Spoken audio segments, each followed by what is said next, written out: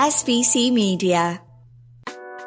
Welcome to the iGaming Daily Podcast, analysing the news from the betting and gaming industry all over the globe, supported by Optimove, the #1 CRM marketing solution for the iGaming market. Good afternoon and welcome to iGaming Daily, brought to you by Optimove, the #1 CRM solution for the iGaming market. And today we have a really special episode, something completely different, something I know you're going to find really interesting. And we've got a special guest with us as well to provide some unique insights into the European football landscape. Jeev, I will let you introduce yourselves to our audience. I think an iGaming Daily debut. So yeah, tell us a little bit about what you do and a little bit about Abelson as well.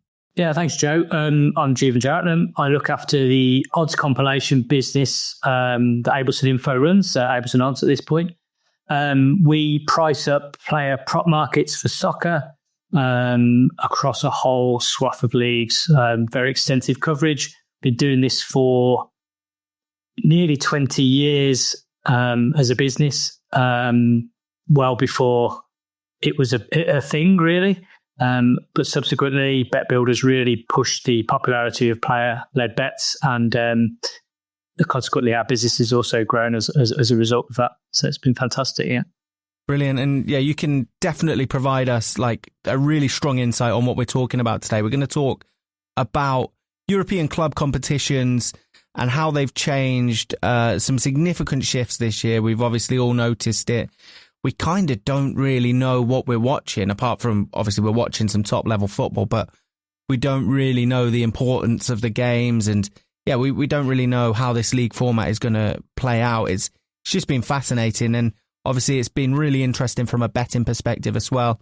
And I guess it's brought some real challenges as an odds compiler. But before we kind of go into the nitty gritty from a betting perspective, Jeev, I know you're a big football fan. I know you watch football from across the globe, from all varieties of football. So from a fan perspective, how have you found the new European format, the new it's kind of an American format with the league instead of the old group style? Have you managed to adapt? Well, and I can remember the original when the Champions League became the Champions League, 33 years ago. So I've grown up really with the concept of the 4-team group stage. So I'm not personally that keen on the new format as yet. I think that when you extend the format by 8 games around, you remove some of the jeopardy that was endowed in the smaller group stages with the 6 rounds. And I still think even after match week 4, it's hard to take the table too seriously. There's still 24 teams are going to qualify from this. And there's still, 4 games to go. So there's plenty of time for teams that are struggling to sort it out. And I worry about the amount of dead rubbers that we'll see at the latter stages of the competition here, and especially with, there's no consolation prizes. 12 teams are going to drop out of contention completely out of Europe by the end of this elongated group stage. And then the other aspect for teams, I guess, is that they rely on the revenue stream from UEFA for competing and performing in the industry, in the competition. And that seems to me that it's been overly complicated again, using the points criteria. And actually, if you don't qualify from the Champions League league stage, teams that finish rock bottom are still going to achieve 6 coefficient points. And I know that there's points to be gained for performance too, but I worry about their motivations towards the latter stages of this group stage. Yeah, it's a really interesting point. And obviously you mentioned the jeopardy as well. I'm a Man United fan, and I watched just kind of fall short in the opening group games last year when we were in the Champions League, and it felt like now is do or die. I watched us again fall short in the opening games of the Europa League this year, and it kind of felt like, it's all right, we'll make it up later. So definitely echo your sentiment that some of the jeopardy has gone, and yeah, it's tricky. And also, I think you raise an interesting point where you're not bought into it as of yet, because we've kind of got to let it play out at least a couple of years and see, see how it kind of unfolds and see what excitement does become as a result of these groups. Joe, there's been 4 games, there's been 4 weeks, so it's far too early to make a judgment.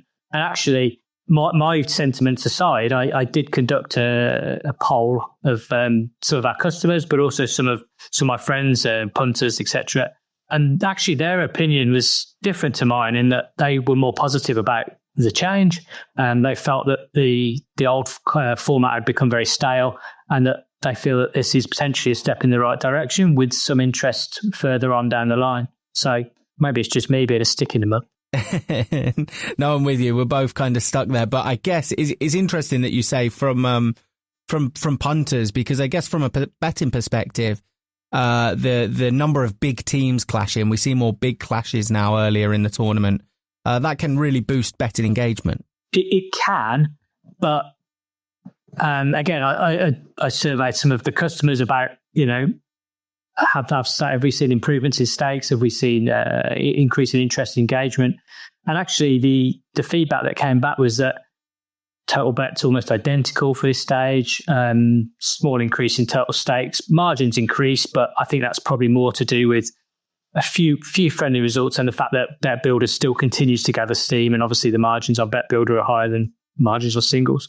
The average stakes per fixture was slightly down, but I think that's to be expected given we've got an extra 8 matches per game week. But the big teams clashing early, it's difficult, I think, to get too excited about the likes of Arsenal v PSG in match week 2, because neither team needs to win. Yeah. So how can you become too excited? I mean, if you lose there, you lose there, but you've got 7 other matches to pick up, 12 points? Is that going to get you in the top 8? I don't know. Yeah, that's it. I think that's a really important point, is we don't know right now. We don't know the implications of drawing your first 2 matches. So I think once we kind of get a grip on the impact of these results, and after a few years, I think it will become more important. And you mentioned player markets as well. Do you think we could see because we're essentially dealing with a tournament before the tournament here, do you think we could see some player markets and player innovations come off the back of this league format? And how can operators kind of tap into that? It's, again, player markets.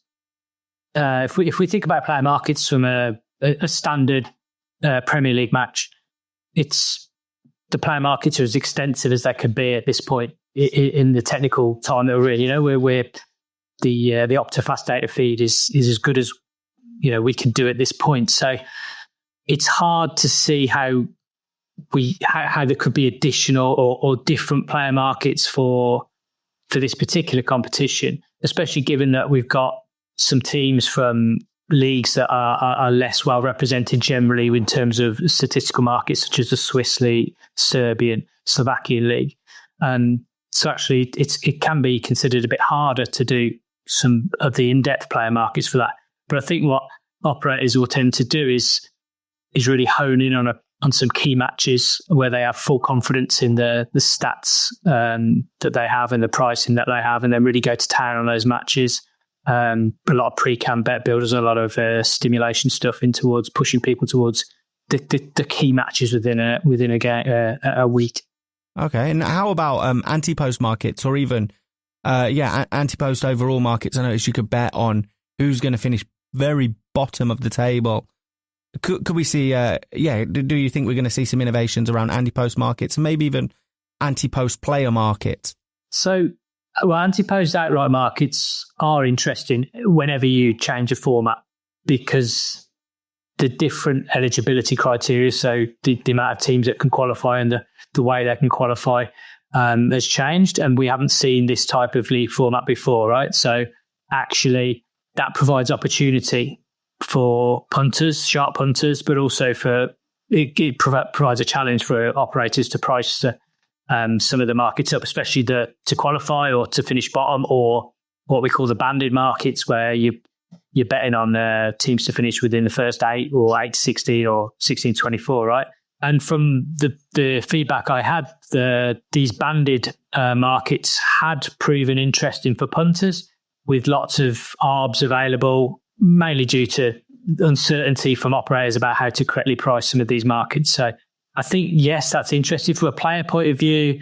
You have your standard goal scorer markets, and yes, you could in theory do other key stat outright markets, but really the player stuff is very much on a per game basis. That's where the real interest is. Anti-post betting as a whole has really suffered a little bit because of people, because of live.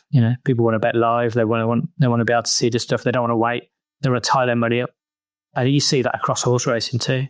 Yeah, it's kind of a shame because nothing beats kind of waiting for a bet to come in for that long period. Kind of feels like an investment, and then you're in for the whole thing. And I do wonder if the league format lends itself more to that or less to that.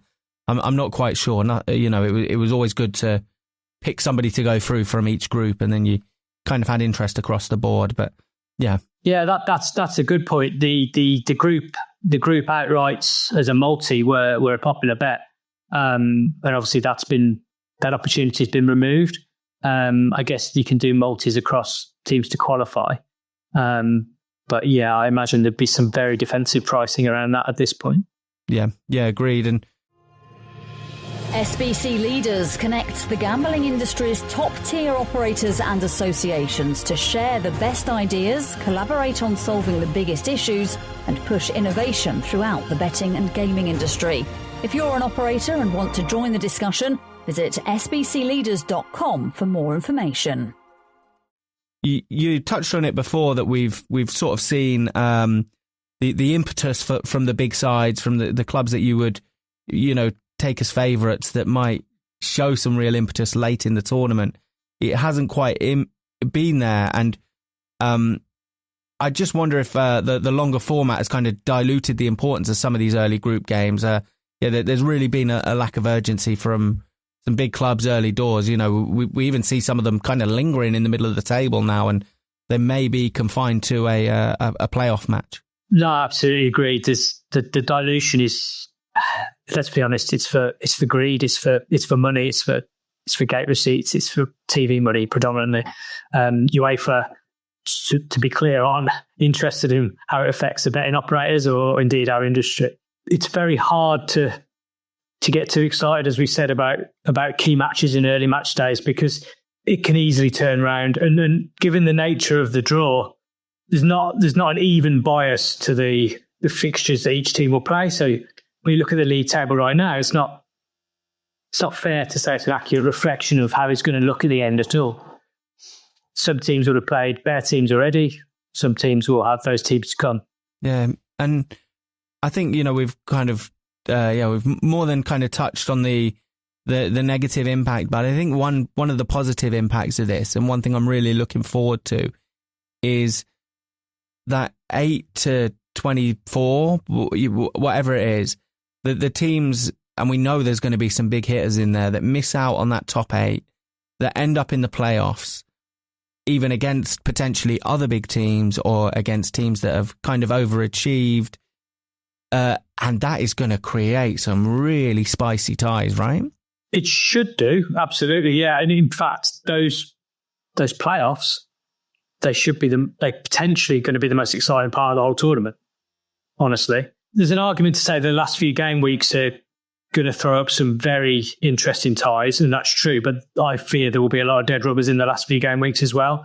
And the last thing you want is a team like Real Madrid, who could be in trouble if they lose to Liverpool match day 5, then going to Salzburg, who've got nothing to play for, or playing at home to Salzburg, who've got nothing to play for. And then if they choose to focus on the league campaign as opposed to the Champions League, then you've got integrity issues, but you've got competitive issues, and then it could leave a sour taste for some people if those kind of things happen. But yeah, it's the playoffs for sure will be very exciting. And you've kind of mentioned it because of all the dynamics. Kind of anything could happen going into that final couple of games. How challenging is that going to be to price in terms of qualification markets?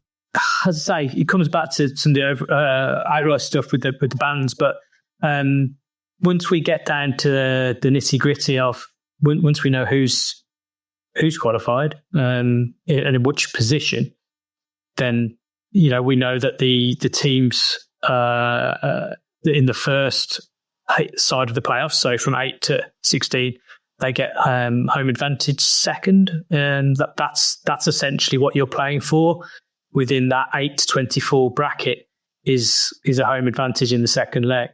Is that really enough of a motivation to put, say, you're mid table of one of those? If we consider the league to be four tables, but 3 tables of qualification, in terms of the top 8 qualify, then 8 to 16 are playoff with an advantage in terms of the perceived advantage in terms of where you play the second leg, and then you've got the third table with the teams that are sort of scraping into qualification. Is there a huge incentive to make that 8 to 16 if you're comfortably in the 16 to 24? And that's the bit that's really is an unknown, and we don't know how teams will approach this, what motivations they'll have to really try and push on and see if they can reach that next bracket, or if they go, okay, we need to focus elsewhere. We feel we're comfortable. We're going to qualify comfortably in that third league, and that's enough for us at this point. We'll take our chances in the playoffs, 2-legged playoff. It almost seems you play 8 games to decide whether you're going to get into the playoffs, and then you have a two-legged playoff to decide your future in the competition. It almost feels like you have this long elongated process, and then you rush you do all that to get there, and then you've got two-legged tie. It could be anyone's. It has been a strange group thus far, a strange league, if you like. We've seen really crazy performances from some teams. We've seen Villa, Brest, Sporting all battling at the top of the league, if you like, and then teams like PSG who are kind of lingering in the middle.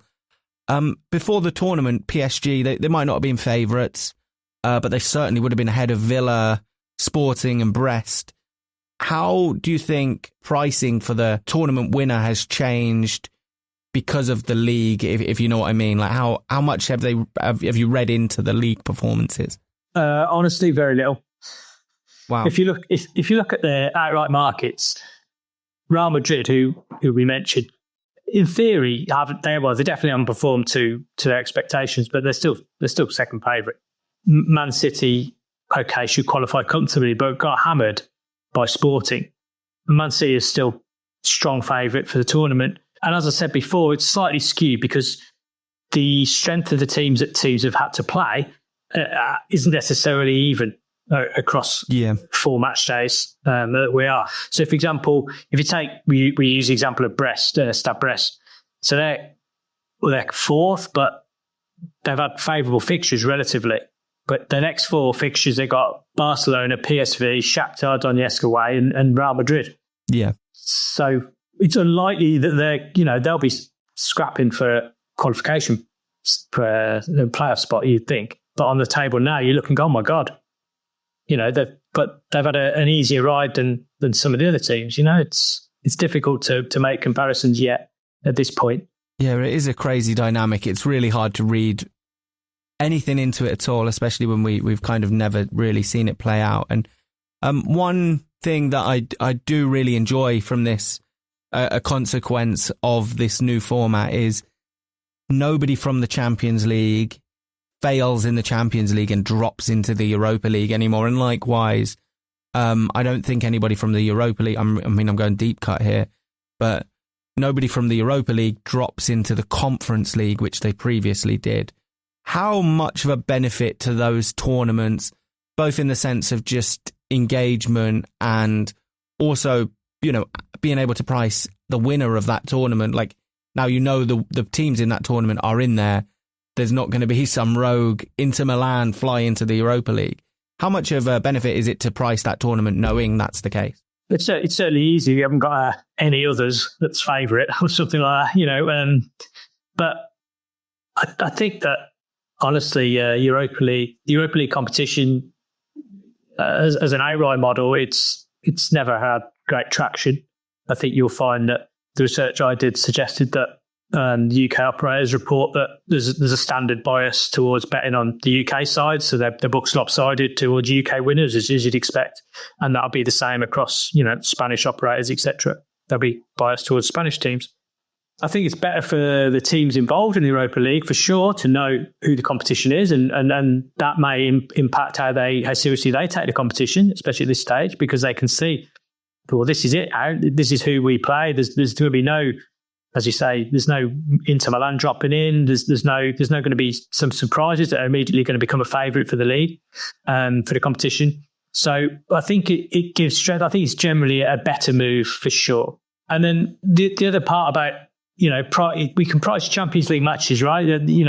Everyone knows the Champions League teams, really. Those are well-known teams, even in your Bratislavas that are well-known within the Slovakian league. But as you go further down through the European pyramid, then you've got a lot of, you've got your likes of your FC Noah.